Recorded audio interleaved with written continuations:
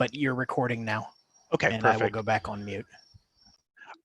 Perfect. And so just to kind of finish up there before I turn it over to the wonderful panel of people that we have here, is that just kind of read it kind of verbatim from, because I feel it kind of wraps things up better. It's basically embracing neurodiversity. It's just because people have neurological differences is it's not something that needs to be cured. It's something that we need to take a look at and explore, like exactly like how it's a competitive advantage, how it's a creative advantage, and just really start taking a look at the ways that these diverse ways of thinking actually have a very positive and a profound impact in terms of this panel on the game, on the community that we all love and enjoy. And just a little bit about me before I turn it over is the reason I was selected to host this panel is I have ADHD and I have ESD and I work really strongly and have started working a lot in gaming communities such as like video games and board games and such, as far as looking at neurodiversity as it relates to those communities and such. So Dawn asked me when things came up to step in for those reasons. I'm going to go ahead and try to go around the panel. I'm sorry, I haven't had a chance to familiarize myself with everybody who's on the panel. So what I'm going to do is just kind of go person by person, let you kind of, introduce yourselves, talk as much or as little as you want about your neurodiversity. I'm just going to kind of go around as I see the videos in front of me. So I'll go ahead and first turn it over to Knox, to Kyle Rutherford. Let me make sure I can get them unmuted real quick.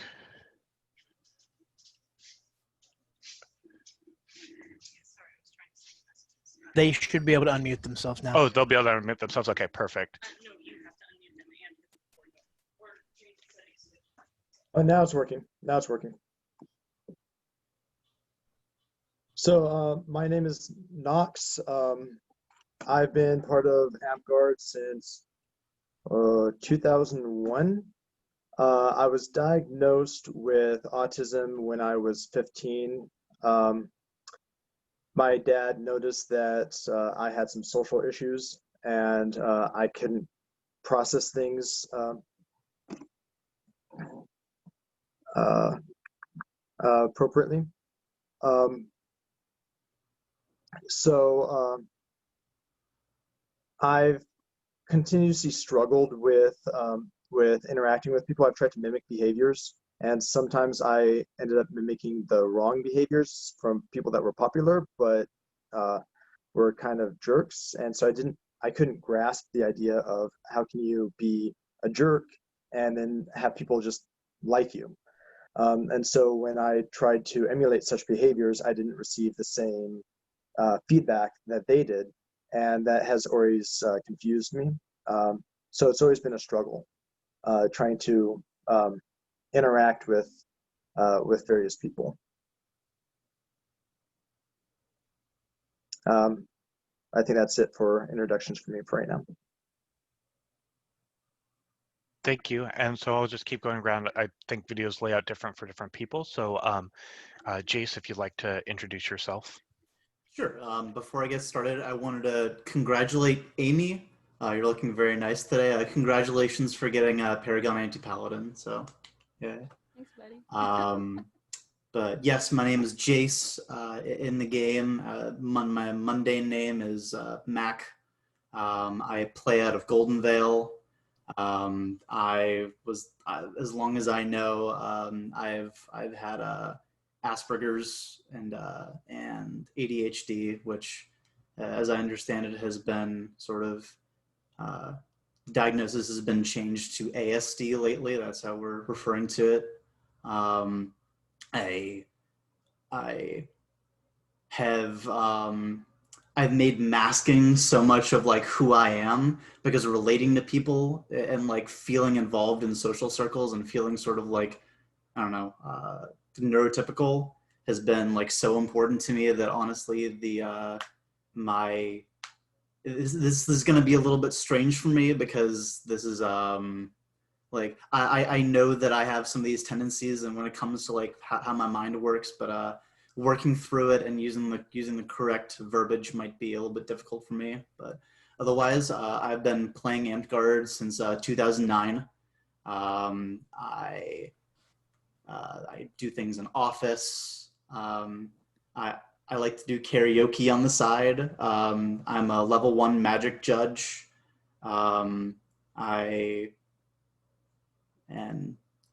Man, I don't know. I play guitar. Like, those are some things about me.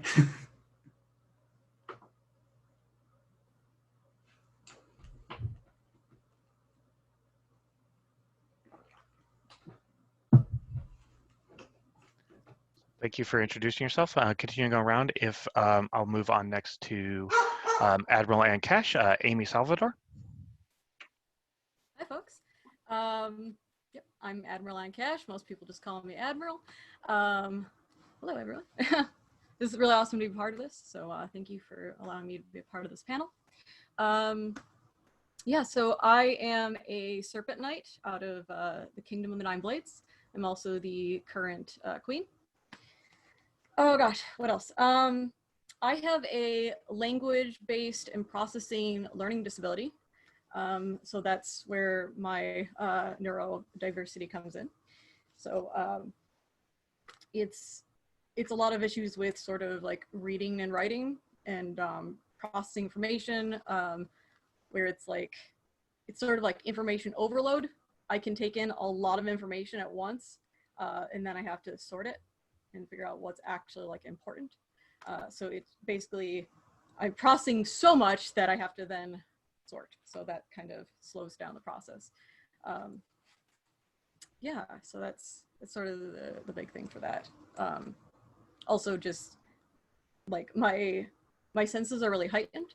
So again, it gets into that process, you know, that overload kind of thing, because I can see so much in just an instant, and I can hear so much in such an instant, and touch as well. So when you're taking in so many like stimulus, right, it can be just a lot, right? It can be super overwhelming. So again, it's sort of moving things aside. It's focusing and getting into what you actually need to be pulling out of that information, what is going to be relevant for that situation. So that's kind of where I'm at. But the fun thing is it's actually super useful for crafting. Being able to see art in a way where you can see every little detail, you can experience everything. When you're crafting, you can feel everything. So, right, I can make really, really small things and very, very detailed things because I'm able to feel such tiny things in my hands, and I can see everything very, very detailed. So I'm super detail oriented. So it actually is quite a boon when it comes to crafting, and I'm a Serpent Knight, so that was actually very, very helpful for me on my path. So I guess other things about me, I have a cat named Trey, you can see. I am a Paragon Anti-Paladin, a Paragon Archer, Master Dragon, Master Crown. Yeah, I absolutely love this game, and I love being a part of it. And I am now on 14 years in the game, so that's me. Awesome. Thank you for that, and for sharing and introducing yourself. I actually didn't have a full list of panelists, so I'm not fully sure who is here who is a panelist and who's here just to enjoy the conference. I believe it was just the three of you that were the panelists. I just wanted to make sure I was correct in that. Okay, perfect. Thanks so much. And again, thanks for sharing. I'm going to move on, especially since Admiral there just touched on it, which is, I think, the first thing, one of the greatest things that we should explore in the panel is really talking about it. Something that gets talked about in neurodiversity is how that applies to kind of, you know, different ways of thinking, different ways of approaching things, how that impacts your play of the game, how that impacts your, be it your leadership, your crafting, your fighting, and kind of the positive ways that being able to approach all the aspects of our community that you embrace are affected kind of in a very positive way, how your neurodivergent ways of thinking are providing kind of this like advantage or benefit, not just to maybe your approach to the game, but the game as a whole versus somebody who might be neurotypical and not approach them in the same way. I'm just going to kind of go open the floor up and kind of go in the same order I did before, and then kind of vary it up from question to question. So we'll go ahead and start with Kyle. So when it comes to anything dealing with leadership and service oriented, which is my main focuses, I'm very hyper focused, and I kind of get a sense of tunnel vision where I'm like, well, I have to accomplish this goal, and so I need to figure out ways how to accomplish this goal, and I don't let things deter me very much when it comes to accomplishing those missions. On the other hand, I do have the neurodiversity really does hamper me in some regards because, like for instance, Crown, sometimes it's hard to accomplish those missions because I'm not very social. I don't know how to socially understand people, and that's a very social path, right? But I believe that that I can think outside of the box and look at various ways of how to approach various situations, and I can really advise people on how to approach a situation and understand how to approach the situation in such a way to get the benefit, the most benefit that it can from that situation. I've helped Crown Council people that were in leadership positions, such as one of the kings of Northern Lights before when he got in some hot water, and some other people as well, by making them really think outside the box and understanding where they went wrong. Thanks for sharing. I'll go ahead and move on to Jace. I mean, it's kind of similar to Kyle. So I had a lot of issues with sort of like relating to people and understanding, I don't know, just sort of any sort of concepts that they were talking about when I was in like school. But and even when I was a young adult, I sort of still am a young adult, like in the past few years, it's become very important to me now that I've gotten a better grip on it. Sort of understanding what people are talking about and making sure that other people also understand what I'm talking about.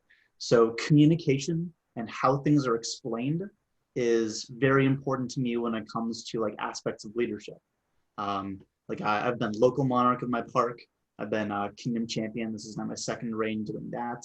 I'm my kingdom's social media coordinator, things like that. It's very important to me that people are able to understand things that I get across, or that just anybody gets across. So because I really like socializing with people. Like I love interpersonal interactions. I love being in groups with people that I know. I like learning like new things about people. Like sometimes it's a lot, but that being able to express that and being in a group where people feel heard and understood is very important to me.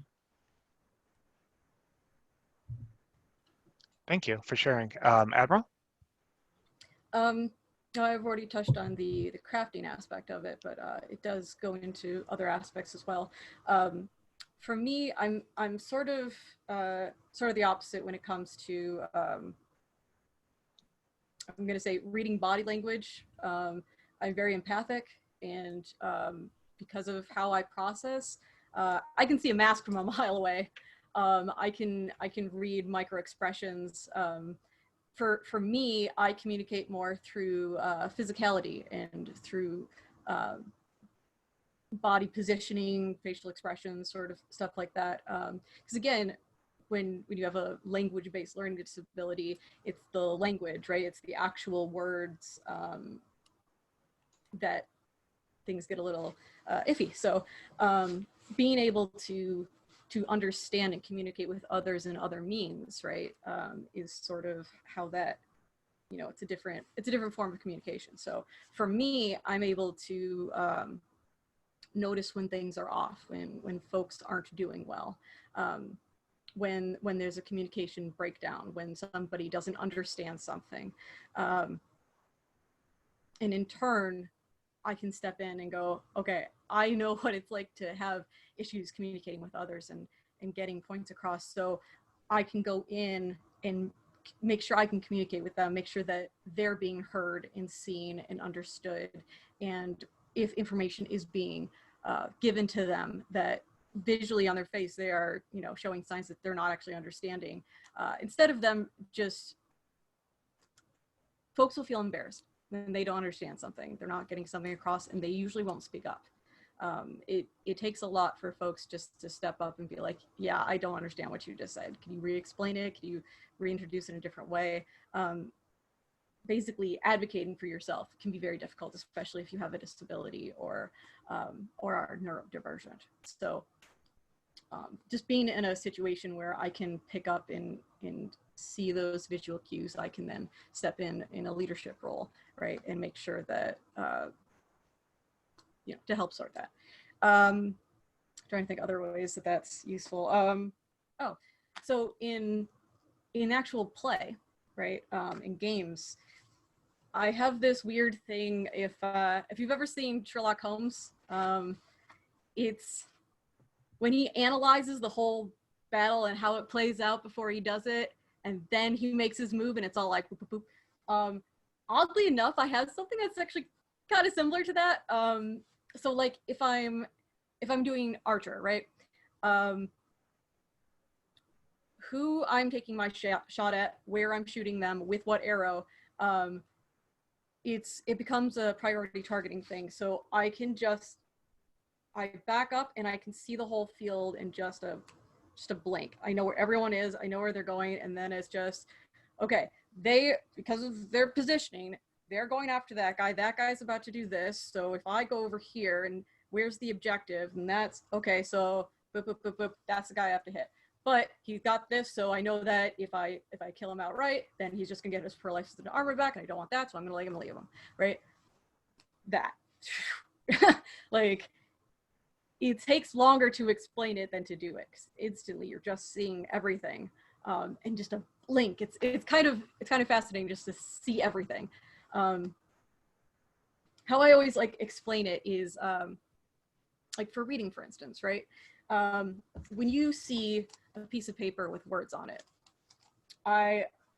most folks will just go sentence, right? For me, I am seeing the colors, I am seeing the shapes, I'm seeing everything that makes up what this page is. Then I'm recognizing shapes here. I'm seeing what is letters, what is numbers. With the letters, they are all in a group. Those are forming words. Words are forming sentences. Now I have to actually read it. Then I have to process the information that is in it, right? So I'm seeing all of that like this. So instead of just going auditory, visual, right? I'm going, this is everything. Okay, what's important? Auditory, visual, right? So it's seeing a lot in just a blink. So it's quite fascinating actually to be able to see everything in that kind of scope. So yeah, it's hard to see that as a disability at times, because it can be quite a gift. It can be quite a gift, and I cannot imagine what my life would be if I didn't have that sort of perspective and visual on everything. So in a weird way, it's sort of a blessing.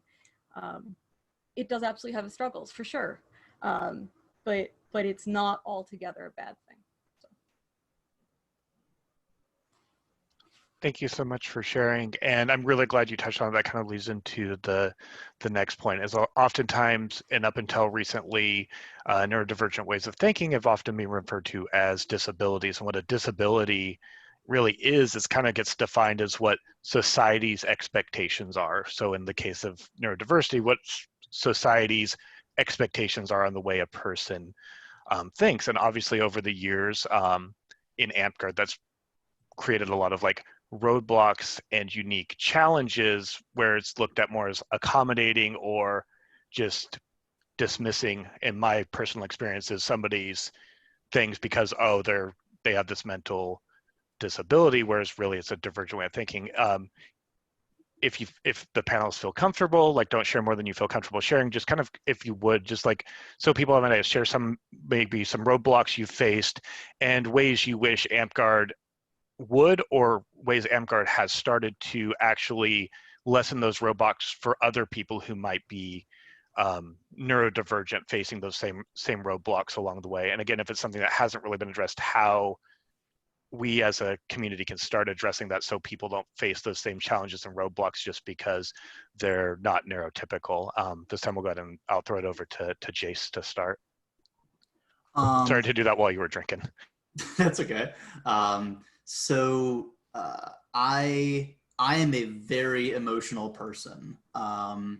Something that I guess to like quickly answer your question and then get into my little anecdote for it is just like when it comes to criticisms, be more like know who you're talking to and come with a, you know, not necessarily like a firm hand, come with like, you know who you're talking to when it comes to distributing criticism. A few years ago, I was Warcrat for one of our larger events. And I remember not doing as well as I would have liked to do. The event still ran. But I remember wishing that I could have done a better job. And I remember having some times where there were people that whose opinions I cared very much about, who we sort of wound up butting heads. And like I wanted them to have a good time, and I wanted them to think that I was doing well, or I wanted them to, like, you know, to speak highly of me, and they did the opposite because they had a bad time. And I recognized that some decisions that I may have made when it came to either reaving or running those games made them like feel singled out or something like that. And stepping back from it, like, not even stepping back from that. I cried a lot after that event. I cried. I ugly cried a lot. And I've ugly cried a lot when I was a kid. I think that I must have gone like, I wouldn't go more than a month without crying. It'd be like kind of ridiculous. Like, I don't know, looking back on it, it felt like it was more of like a distraction or something like that. But like, yeah, so I guess just know who you're talking to when it comes to doling out criticism is, I guess, the first thing. Anything else would just be like something like Amy said, just be like, be aware of the people around you, and be aware of like how to communicate what's happening in a way that they can understand it.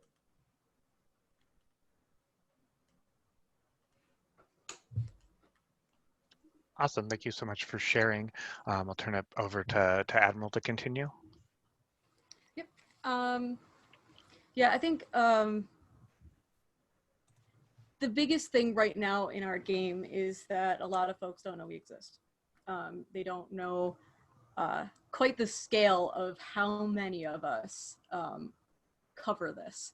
And then it goes, the second half is, once you do know, now what? A lot of folks can be careless with their words. And I mean this in both audibly and also in text form.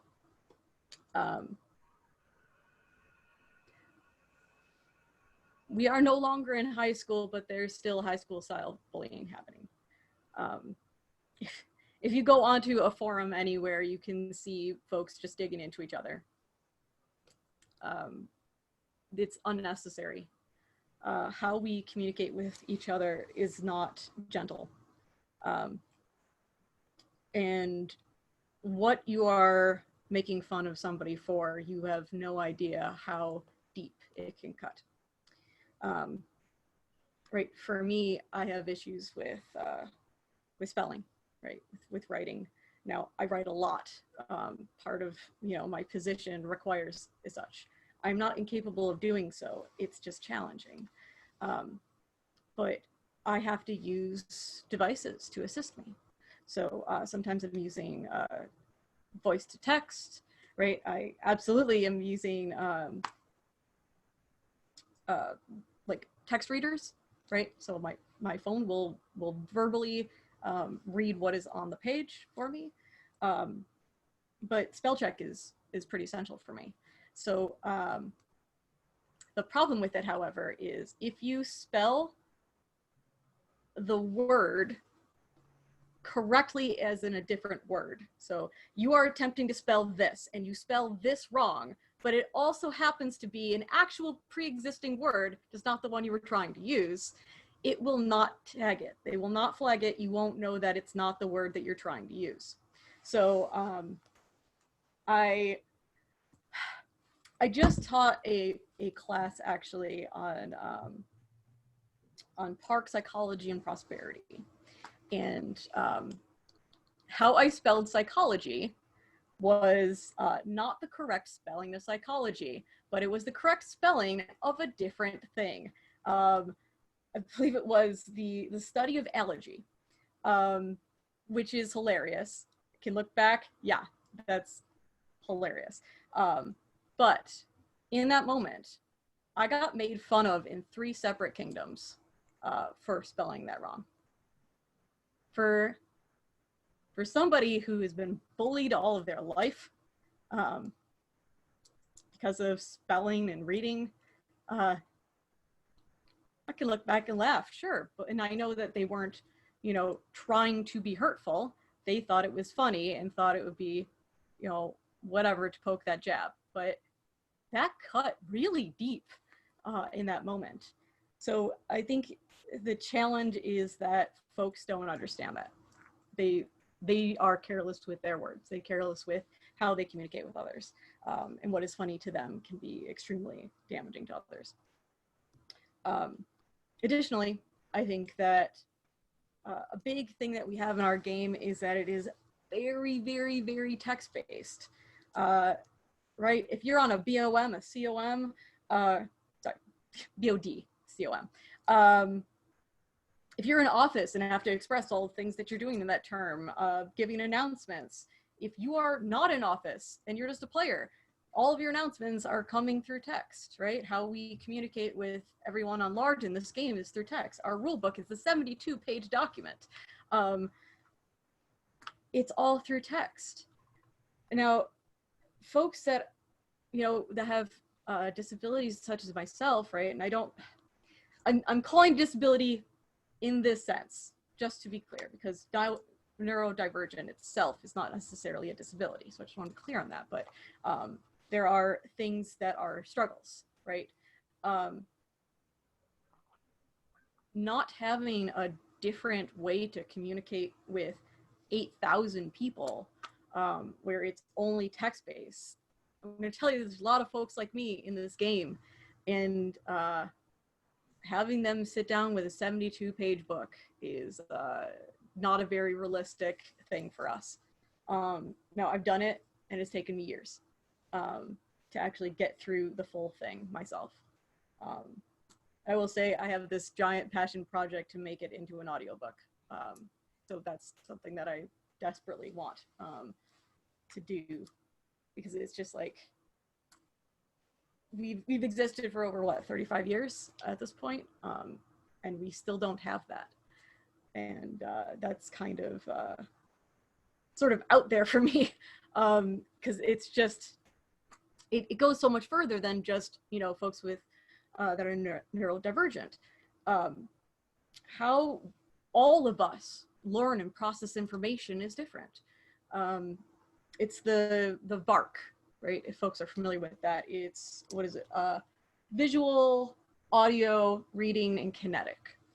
So those are all different learning styles, how you process information. Now, for some folks, it will be strongly on one thing. Other folks can do all 4. Some are sort of half and half, but this becomes an accessibility thing for all people. in the end. And we're not doing that.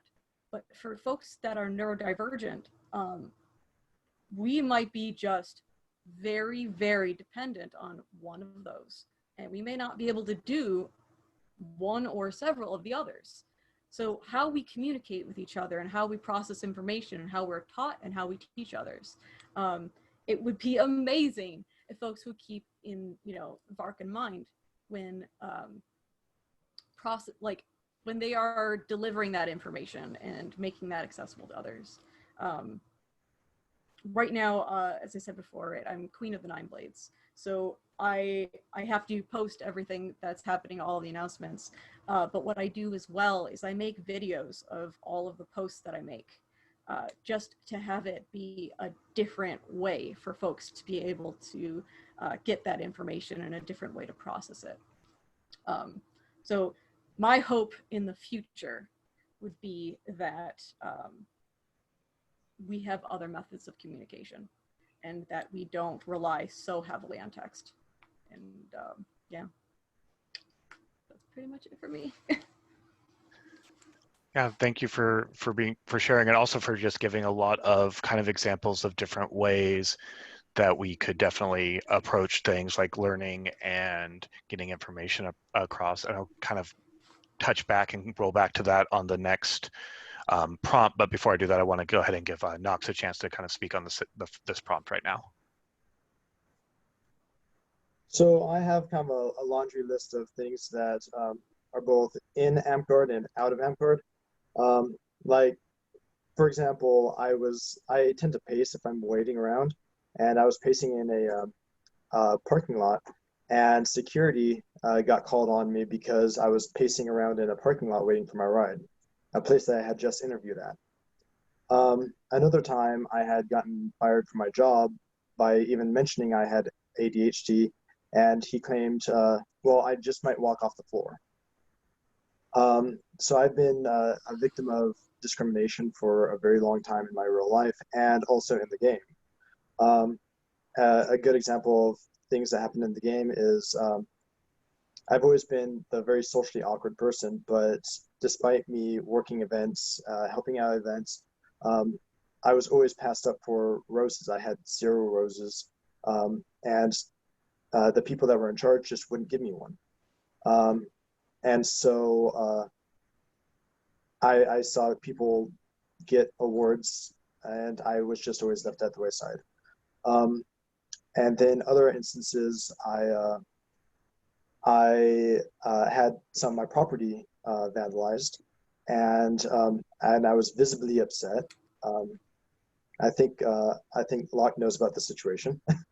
I was visibly upset, and I went to some people to help, and I was called a jerk for being visibly upset and emotional about it. And that same person I went to for help made up a rumor about me taking a crap in a camp, and that got me banned from Amtgard. And the leaders didn't trust anything I said. They only trusted their sources. And so I ended up getting banned for something I never even did, which was very, very taxing emotionally for me. Another instance is that I have a really bad anxiety problem that I ended up getting a long time ago. And so I can't have people yell at me. If people yell at me, it triggers my anxiety and I get really flustered. I might say the wrong things. And so I was raving at during jogging, and this one guy who happens to be a knight that I've never gotten along with was in charge of the jugging. And so I walked over to that guy and I was like asking him a question about the jugging, and he was overly hostile to me, and I said the wrong thing where I accidentally said no when I said yes, I am a reeve. But when he asked me if I was a reeve, he did it in such a way that was very aggressive, and it's something I can't handle is aggressiveness. And so that ended up causing a huge cascade of emotions because of that situation, that misunderstanding, the inability to understand how someone thinks. Another instance that I remember is that there's a knight that I highly respected in the Pacific Northwest that said, well, let's agree to disagree on certain subjects. And so I ended up getting into kind of a debate with another person at my park, and I said, well, let's agree to disagree, because this one knight that I really admired said that. And I got a completely different response. It was a very aggressive response when I said it compared to when he said it, and I just didn't understand what was going on with why the responses were completely separated. And I think that one of the things that can help with understanding is to understand that, like if I tell someone that I'm autistic, a lot of people have assumed that, oh, I'm just using it as an excuse to behave that way, to act that way. And it's really demoralizing when someone tells me, oh, you're just using it as an excuse. I tried telling people on ESAM that I was autistic, and that's the response I got all the time. And they even gave me a colorful nickname that lasted for 15 years. And it's one of the reasons why I changed my name to Knox. And so one of the things that can just solve it is just to give us the benefit of the doubt. Our body language might say one thing, but and you might make an assumption about us when in our minds we're not doing that thing that you made the assumption of. Rather than just make assumptions, just come ask us, hey, what's going on? Why are you doing this? Rather than just accusing us of something, and giving us the benefit of the doubt. And that actually I think would go a long way. Like if I end up having an overload of like a sensory overload, which is common with people on the spectrum, come up to us and be like, hey, what's going on? How can I solve the issue? Because there's a reason why we're like crying in the corner. We're not just doing it for no reason. Just come up to us and show some compassion and some understanding and some empathy. And try to figure out what's causing the disarray. And I think that would go a long way. Awesome. Thank you so much for your. Sorry, could I add in one thing? 'Cause Yeah, of course. If anybody does want to jump in, please just let me know. For sure, Admiral. Yeah, no, that was really, really good point, and I didn't even realize. One thing that could be particularly useful for us is if we are comfortable advocating for ourselves and making it known that we do have these particular things, having Reeves or even officers sort of be able to step in. And there's moments where we get super overwhelmed. There's just so much happening and we're processing so much and emotions are high, and it's just, we need just time alone, just to process everything, to get everything sorted, to recollect and stuff. But a lot of times you'll have just folks that won't let you be alone. You'll just get a bunch of people that will come over when you're trying to like decompress, and you're specifically trying not to be around others because you don't want them to see you upset. You don't want them to see you be emotional. And also, right, you can't be around others because you need that time alone to just stop getting so much stimulant, right? So just even being able to go to a read or something and be like, I need a minute, can you just make sure that folks aren't coming over here? Can I just, right? Almost like an out of game safety, right? Just so folks can have that opportunity to be able to go off to the side and do what they need to do for themselves to be able to get back in and be able to enjoy the rest of the day, be able to take part in the rest of the day or the event, depending on where you are. I think though right now we have a hard time advocating for ourselves because we have to out ourselves to do so. So I think that's also a huge issue.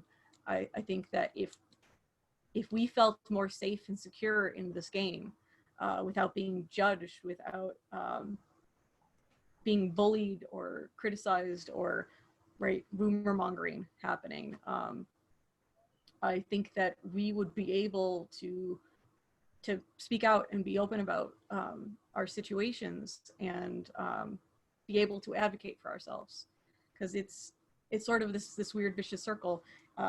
If you can advocate for yourself, explain what you need, then it can happen. But if you out yourself and you get bullied, then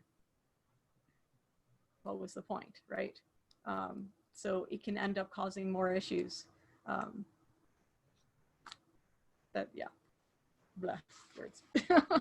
Those were all like really great points. And before I move on, I just want to kind of surmise, and if I missed anything, please feel free to interject of just kind of all the different kind of suggestions that I feel came out of that prompt, in no kind of particular order. I think the big one to start with is everybody here that shared, and like you said, it's really hard to share and advocate for yourself. So I really appreciate the three of you being willing to kind of put yourselves out there in that way, is that right now, a lot of people who are out there kind of create, whether they know, and some of them definitely know and or don't know, there's kind of this toxic environment in which it's scary to share, like you said, to advocate for yourself. So creating an environment that is more safe for people to not feel like they're going to be bullied simply because they say, hey, sometimes I need space away, sometimes I get overwhelmed. And to that effect, another suggestion that I come out of that is the idea of AFK spaces. I go to large conventions like PAX, so I'm kind of relating it to their terminology for an AFK space, but events perhaps in parks providing a space that if somebody wants to not have sensory overload or just needs time with their thoughts, another suggestion I think came from this was creating that space where, hey, if someone's there, this is a place for them to decompress. We're going to be quiet here, not sensory overloaded. And then the other thing is a lot of, like I think it was mentioned to some degree or another by all three of the panelists, is a lot of people who are neurodivergent, or even people who aren't neurodivergent, we learn communities and we learn people, especially neurodivergent people, through watching behaviors and going, what is the accepted behavior? And sometimes that can have a backfiring. So trying to help create a community that the behaviors that people are modeling themselves off of are not those kind of more toxic things. The other really big one that I got from this is, and Admiral covered it in really great detail, so I want to call back to it, is communication changes and learning changes, and the fact that we all learn differently. Even neurotypical people benefit from learning differently sometimes, and trying to create more ways other than just written documents, written emails, for people to be able to learn kinetically, learn through audio, through other things, and Amtgard would benefit from having more of that. So those were kind of the big takeaways I got, and I really apologize if I missed anything else when I was taking notes. And I just want to make sure, because I know Dawn's doing this as part of the diversity inclusion movement we have going in Amtgard, I want to make sure those were kind of like bullet pointed so that we had kind of a working list, and him and the diversity inclusion people and maybe monarchies throughout Amtgard had kind of a points to go off of as they tried to improve the environment for neurodivergent people and neurotypical people, and just basically everybody as a whole.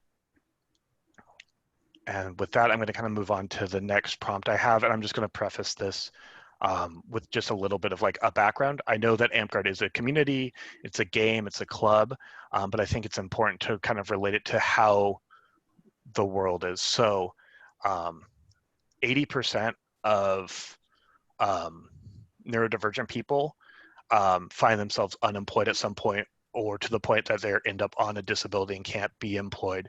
The reason for this has to do a lot with hiring tactics in companies. And while we don't hire for Amtgard, I think it applies to Amtgard in terms of something that Knox called out eloquently, which is basically the discrimination that is faced because you don't do things in the exact same way. You don't learn in the same way or approach things in the same way.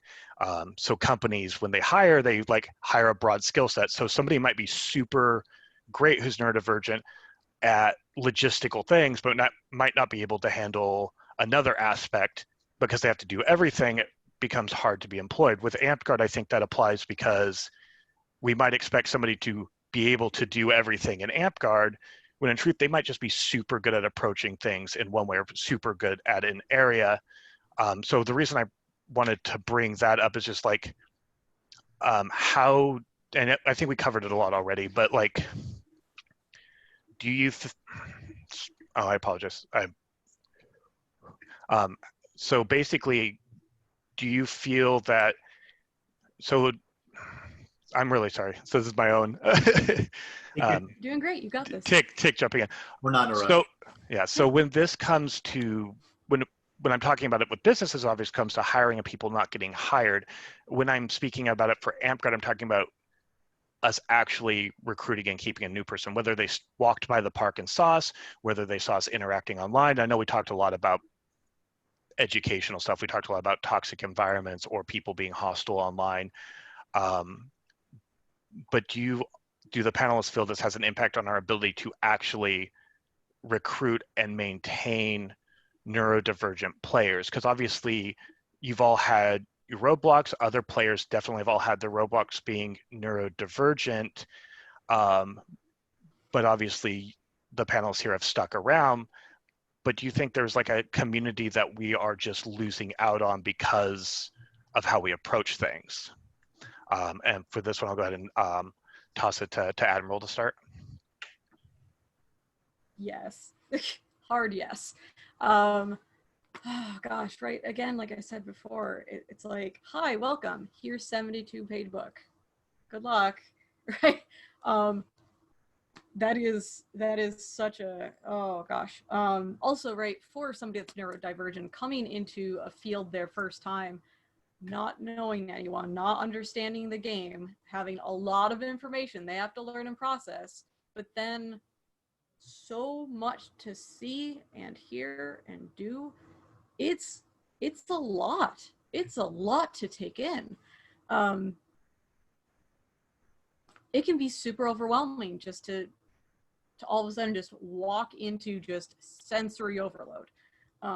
For a lot of folks, they'll go once and just be like, okay, nope. But other folks, right, this is such an amazing game with such an amazing community. And it can be this beautiful safety net of a safe environment, but it's very dependent on the group. It's very dependent on the players, because for every one group that is the most understanding, accommodating, amazing park, there's going to be 4 others that disregard you, push you away, and make you feel like nothing. So it's how we treat each other. It's how we teach information.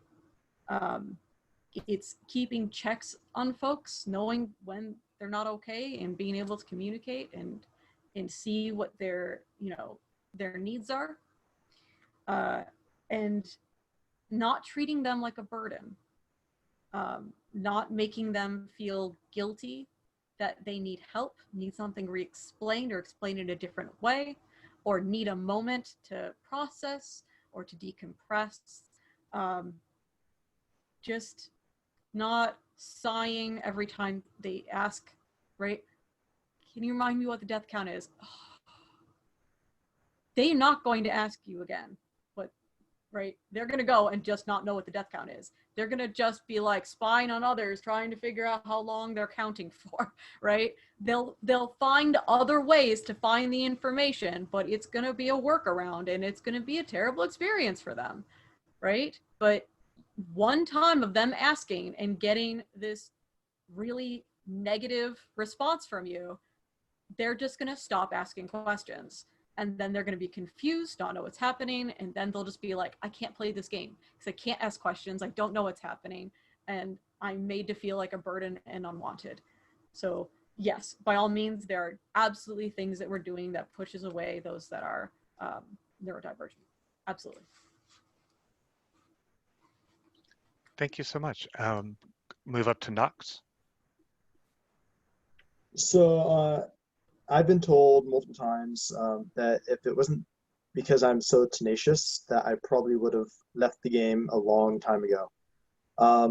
I've been physically assaulted in the game, and insulted, made fun of, all because, in large part, because of my neurodivergence and my autism. But I stick with it because I love the game, not necessarily all the people that play it.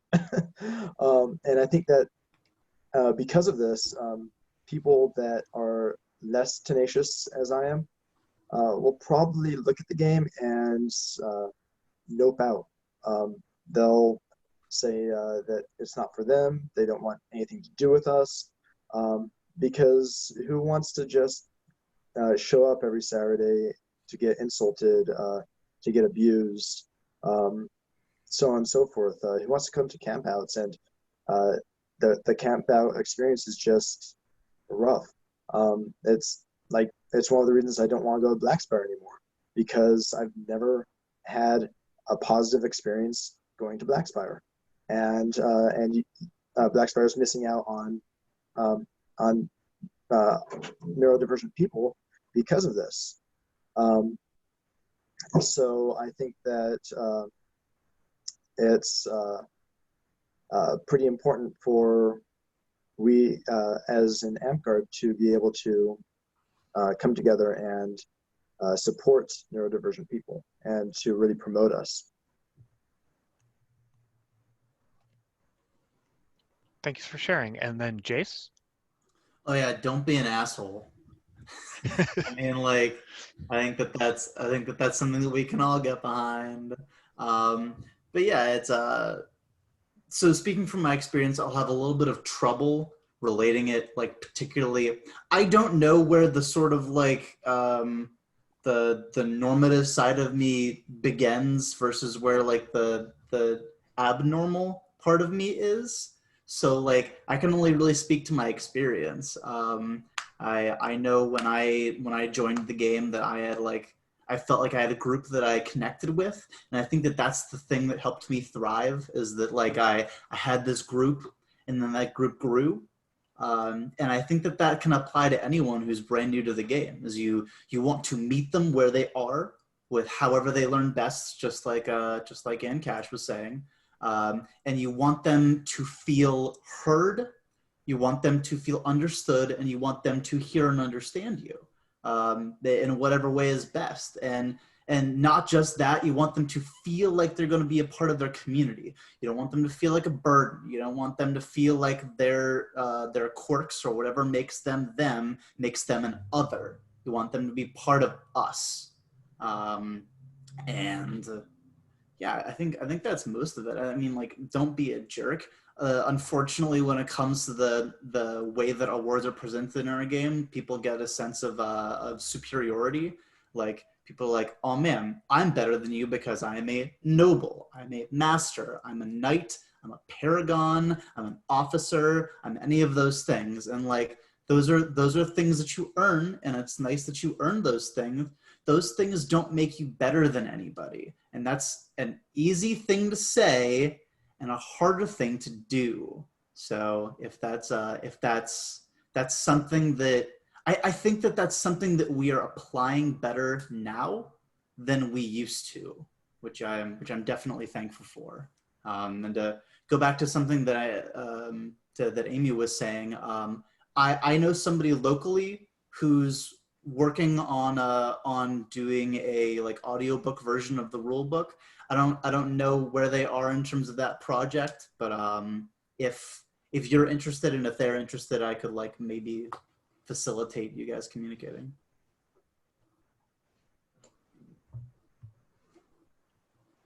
Awesome. Thank you so much also for sharing. we do have a hard stop of 90 minutes, and we've been about 60 minutes. So we did have somebody who wanted to share, and we did have some Q&A. So I just want to go ahead, and I'm going to go ahead and turn the floor over to Rebecca, if I can figure out how to make sure to get Rebecca unmuted, because they had, oh, they can unmute themselves. Perfect. They had asked for time to share, so I want to go ahead and turn the floor over to them so they can. Thank you so much, Michael. You can all hear me, right? It's a little bit grainy. Yeah, it's on my old computer, and I apologize, my other one's dead. Yeah, So. we can hear you though. Okay, good. I have to say I'm an complete opposite when it comes to my certain abilities and disabilities, in that I cannot read visual, face expression, body language. I'm great with words. I love writing. I love reading the rule book a few times, and the audio book is a great idea. I've had a few times where I've been bullied, but not directly to my face. It was behind my back, and I had to have someone else tell me about it before I found out it happened, and it had already been dealt with.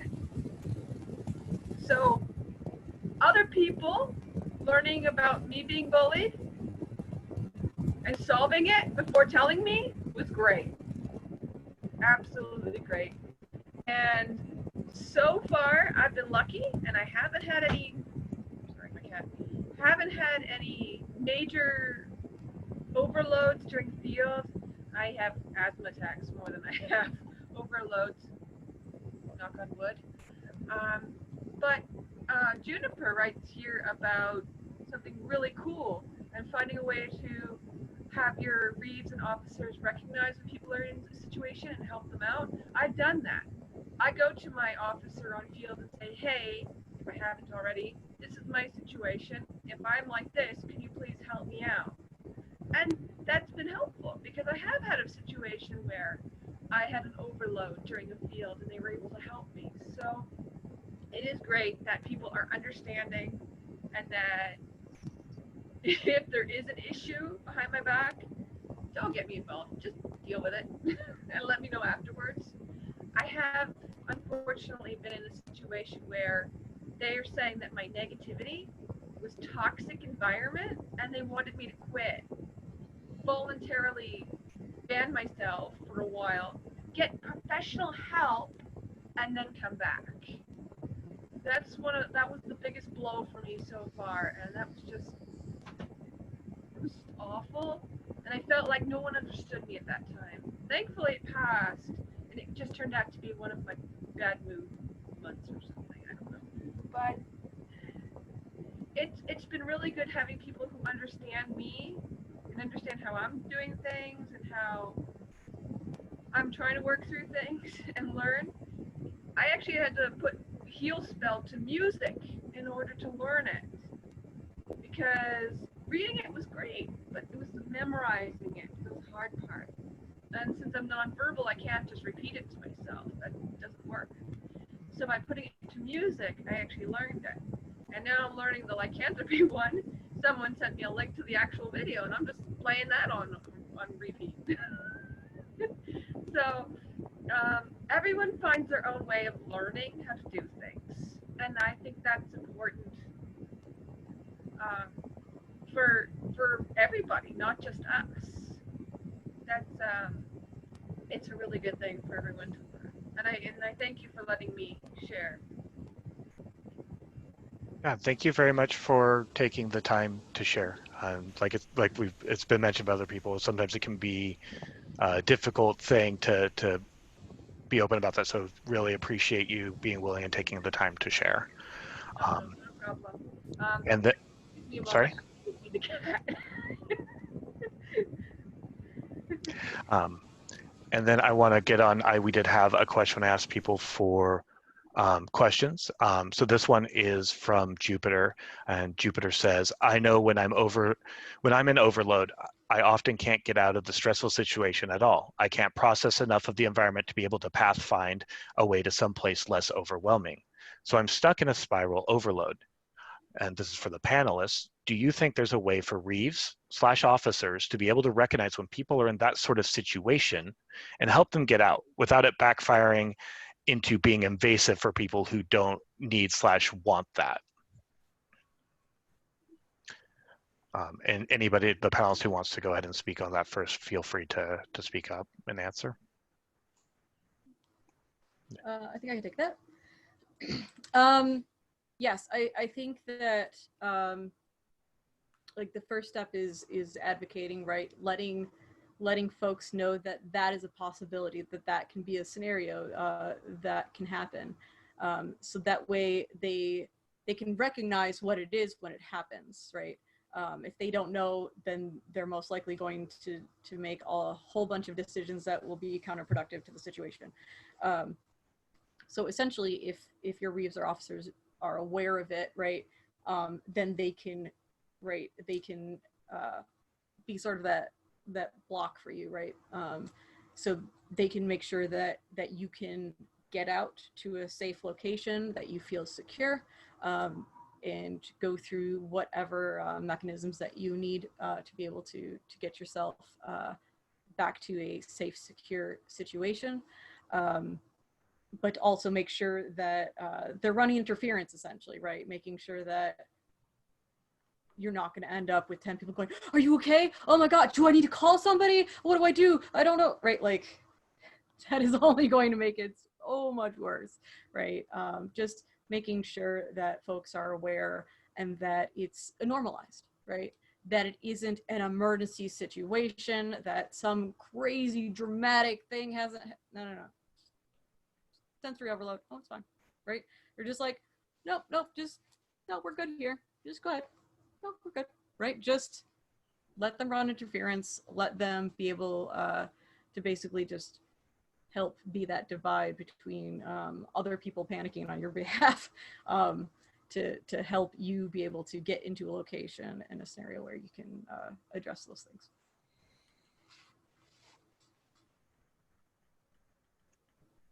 I can follow up with that if you want. Go for it, Knox. So, in my opinion, there's in every event that we go to, there is a Getocrat, a Securocrat, and a Fisocrat, but there's no Crat that's specifically trained to handle issues that might come up with neurodiverse folk. And so I think that there needs to be a person that that is reasonably trained, or at least filled in on information, that will understand and vouch for people that may be neurodivergent, and that may be able to come into our defense if something were to happen. Because if I'm not giving the right social cues and social signals, and someone gets like weirded out by me just pacing, because I've been told that makes people nervous is if I'm pacing, but I pace when I'm thinking, then at least I'd have someone that would be able to be like, whoa, hold your horses. That's not what's happening. This is what's happening. And because if I were to defend myself, like I've tried doing before, it's not going to be taken seriously because I'm defending myself. If we had an actual person to vouch for us at events, and have every event have someone that can vouch for us, then when something like that happens, like we need a place to go and be alone, we know exactly who to go to. If something were to happen where we end up having like panic attacks, people know exactly who to get, and that person comes over to us and knows exactly how to handle it. And similar to security, people that are in security generally know how to handle people that are a threat, like are abusive, are out of control. Like that, these people would know how to handle people that are having emotional meltdowns, or something happens that really needs to be taken care of. And I think that having someone that's trained and a go-to for that would really be a benefit for the game.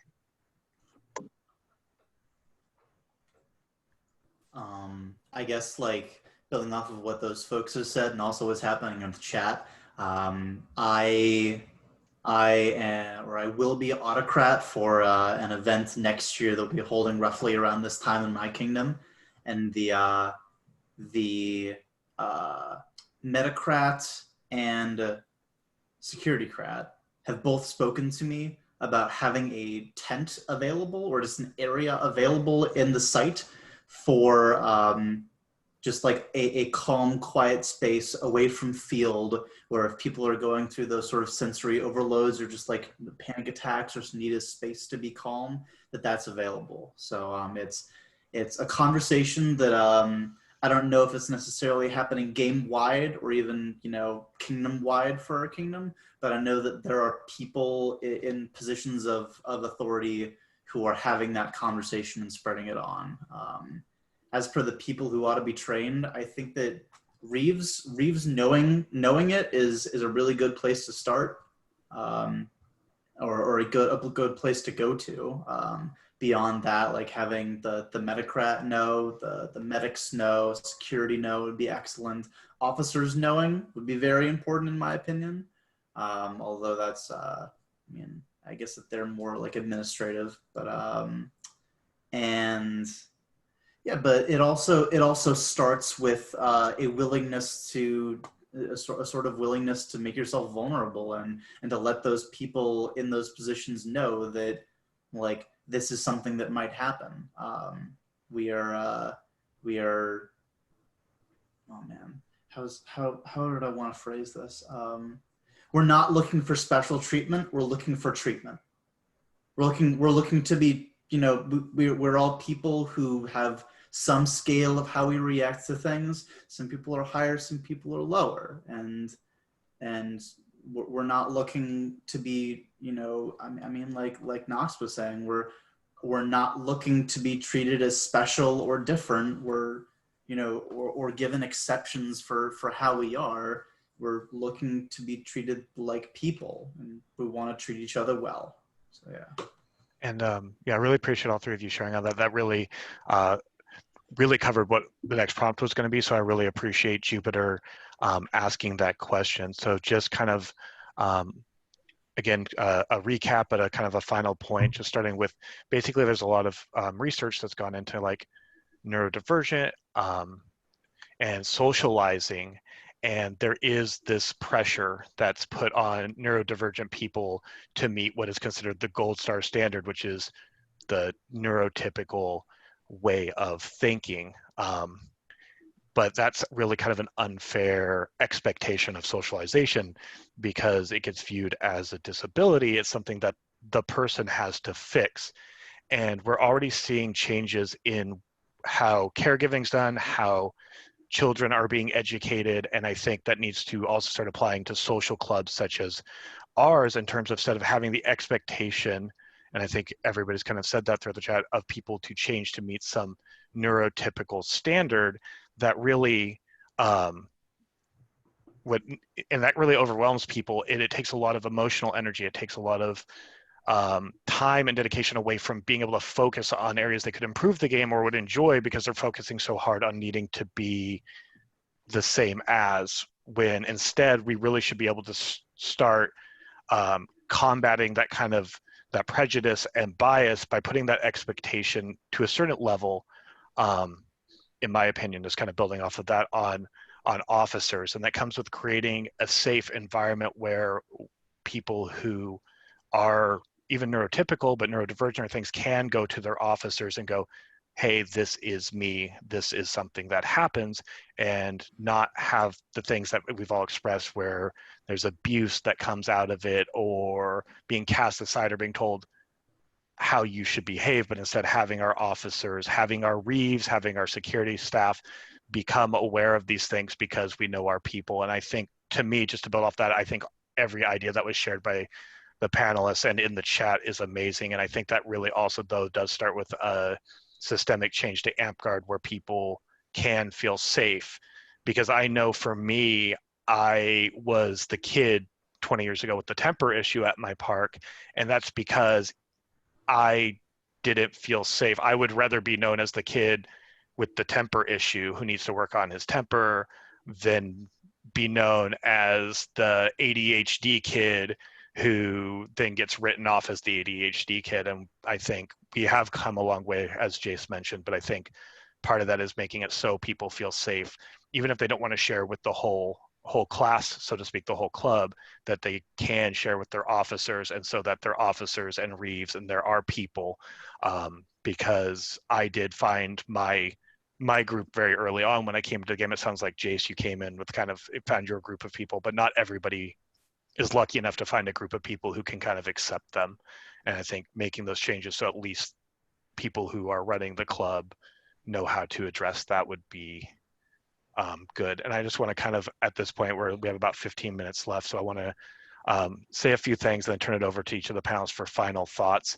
And I'm just really going to go with kind of a bullet list that seems to be common when it comes to neurodiversity and across the game. And that's just a kind of a list of things that I hope people understand. And then when people do closing statements, they can also list things that they hope people understand. That's really that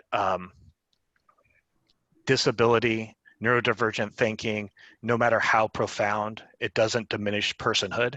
People with atypical brains are fully human with unalienable human rights, just like everyone else. Autism and other neurological variations, learning disabilities, ADHD, etc., are not flaws. People with neurological differences are not broken. They're not incomplete versions of normal people. People with disabilities, people who are neurodivergent, can live rich, meaningful lives. And neurological variations are a vital part of humanity, as much as variation in size, shape, skin color, personality. None of us has the right or the wisdom to try and improve upon, other people by deciding which characteristics to keep and which to discard. And those are kind of like the 4 tenets of neurodiversity. So that's why I had to kind of look away and read them, but I just wanted, in kind of giving closing statements, let each of you kind of maybe add other things that you want people in Amtgard to know, like just kind of going forward. And I'll just go ahead and start with Knox. The one thing that someone told me once that I have a friend in Amtgard. I started Amtgard with him. His name is Murchaz, and he had always come to my defense. And I was informed by another guy who always asked Murchaz, "Why do you always defend him? Why do you always defend him?" Until that one guy realized, or became in a predicament where he realized that he was defending me, because he got to know me.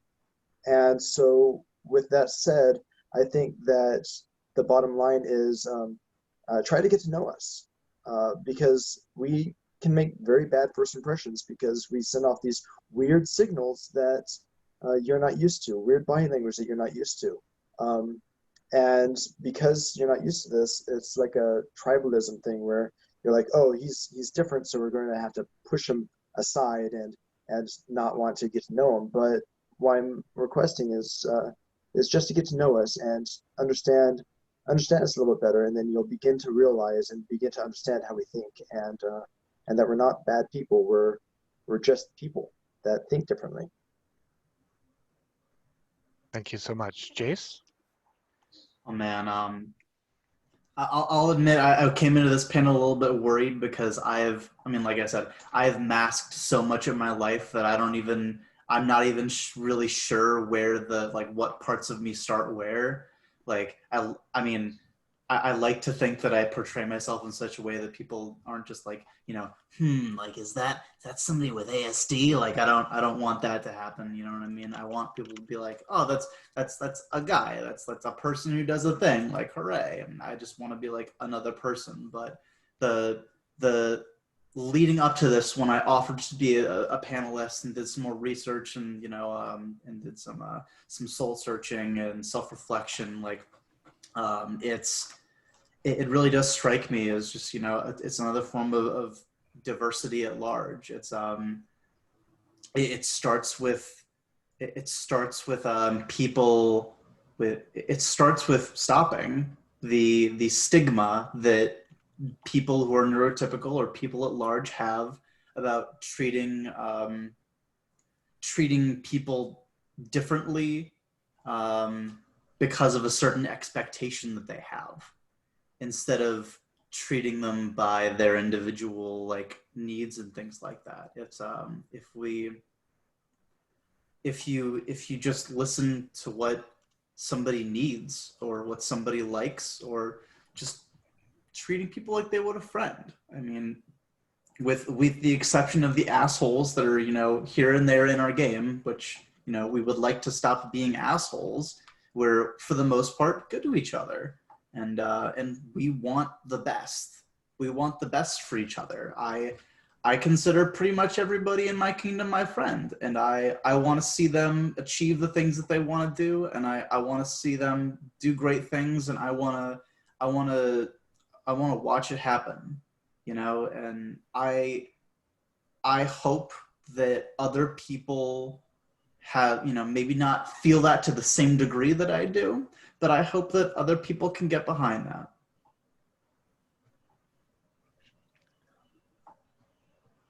I muted myself, so I muted myself. Thank you so much, Jason. Then turn it over to Admiral. Oh, okay. This is a very scary time for us. So many of us have masked for the majority of our careers in this game, hidden our flaws and things that we're self-conscious about, and things that you get bullied about and made to feel less of a person because of. I know I'm always struggling with the stigma that because I do have a language-based learning disability, that I am stupid, that I'm uneducated. I went to university for music therapy with a primary in voice, secondary in bass clarinet, and a minor in psychology. So sort of reminding myself, like, you don't do that if you're stupid, right? Like, I feel like I'm tired of having to prove that. I'm also tired of not having the tools that I need, and I'm tired of feeling like a burden to others when I ask for help in a different forms of communication and stuff like that. So I'm sort of at this point in my career where I have become hyper aware of sort of the scale of those of us that are in this game, and that this doesn't change unless we speak up. It's scary. Like, this is scary. So it's easier to say it, it's harder to do it, but this is the time. This is the time where we need to stand together, stand up, and speak, right? If we can speak out and let everyone know that we're here, and what we need to stay, to be accepted and to feel wanted. So many of the things that come along with being neurodivergent are huge boons to this game, and we can do so much. But we have to feel like we're part of this game. We need to be accepted and be members of this community for us to be able to be in those positions to affect change and to contribute in a way that that we have this special way of doing that is not typical. We have a very different viewpoint on things that can be a huge benefit.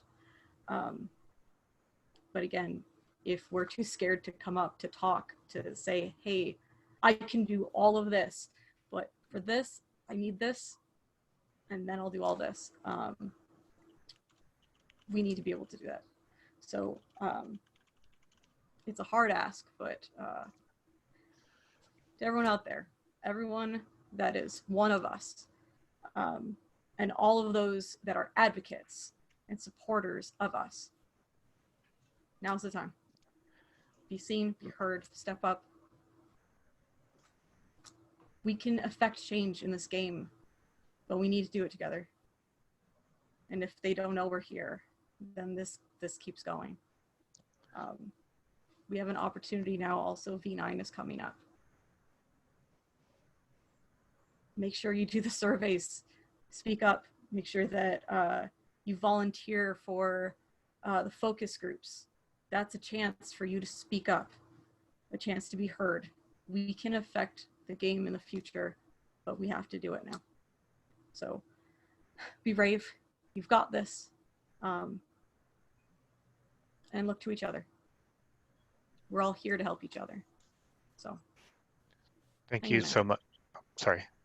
Thank you so much for those thoughts. We have just a few minutes left, so I'm gonna wrap things up here. I just wanna say a few just kind of closing thoughts. Again, just the way I am, I always kind of encapsulate things back to make sure for my own self and for others. And just really the kind of things that I think really came out of this chat. Obviously, we have a lot of things that I think that could be really productive and growing for the future. And just really, I'm echoing a lot of what all of our panelists have just said, but we're all people, and much like Jace, like, I don't think it needs to be a place where it's where does the neurotypical version of me start and where does the neurodivergent part begin? Which part's ADHD? I think ADHD is me, and I think that's really part of the neurodiversity movement is I am not a person with ADHD where the ADHD needs to be viewed as like, oh, that's this person having an ADHD moment. Instead, it is ADHD is just part of who that person is, and we are all people. And when you get to know a person, getting to know that about them, and we need to kind of start killing the stigma so people do feel more open to talk to their officers and stuff. And that's why I really want to kind of close with, we're at a really crucial point, like Admiral said, as Knox, as Jason, people have mentioned, and really the fact that Amtgard has a diversity and inclusion representative in Dahlem, the fact that that has expanded to have regional diversity inclusion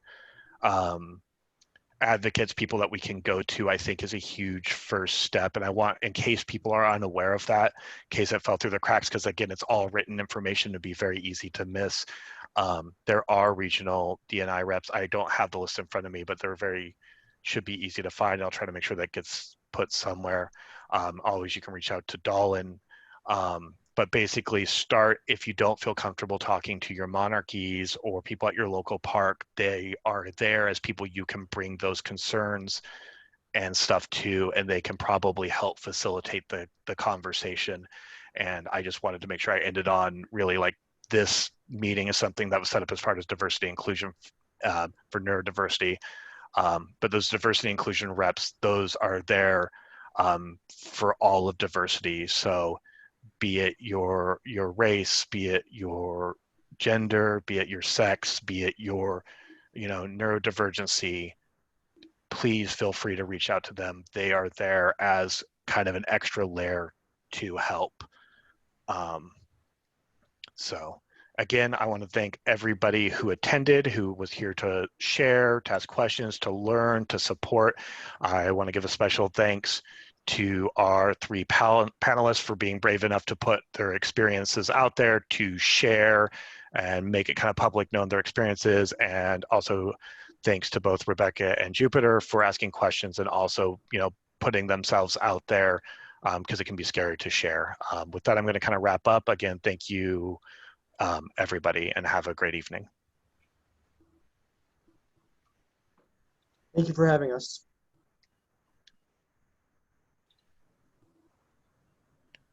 And whoever does have control of it, I don't think I have the ability to actually stop the recording or end it. If whoever has that power could do that, I would be great.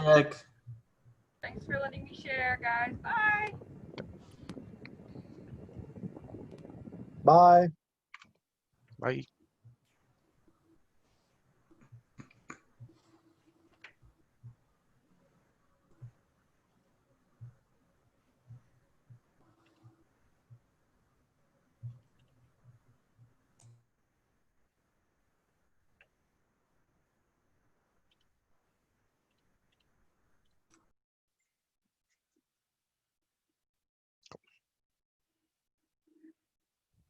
All right. Are you all set, Michael? Yeah, we're all done here. Cool. So I'm gonna hit stop, and I hopefully should be able to send you a link to the download. perfect. Thanks so much for helping out and taking care of No that. I worries. really appreciate it. No, I'm good friends with Dallin, and anytime he asks for something, I try to help. So Awesome. Yeah, thank you for hosting this, and thank you No problem. for running this. I really appreciate also being a part of this. So thank you guys, and have a good evening. all right, you too.